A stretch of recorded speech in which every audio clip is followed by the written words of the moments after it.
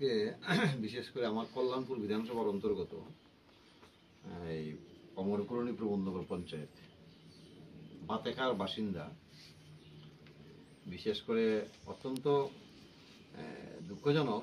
যাই হোক, সমস্ত চেষ্টাই করছে ওদের বিশেষ করে গার্জেনরা। মাহিকা ভৌমিক, ওর নাম, 9 বৎসর, আমাদের আনন্দমার্গী নার্সারি বিদ্যালয়ে পড়ে।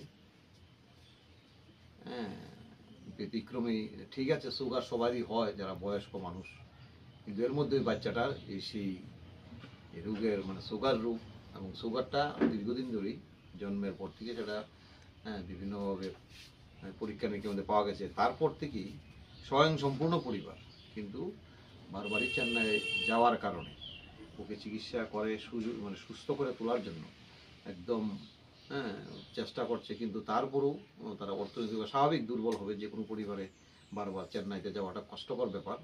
তো সেই জায়গায় আমরা আজকে এখানে আমাদের মণ্ডল সভাপতি, সহসভাপতি, শক্তি কেন্দ্র চেয়ারম্যান আছেন আমাদের, এই পঞ্চায়েতের প্রধান, মেম্বার, পঞ্চায়েত সমিতি, সবাই মিলে আমরা ওর বাবার হাতে মার হাতে 1 লক্ষ টাকা দিয়েছি। এর মধ্যে ওরা আবার একটা চেক আপে যাবে।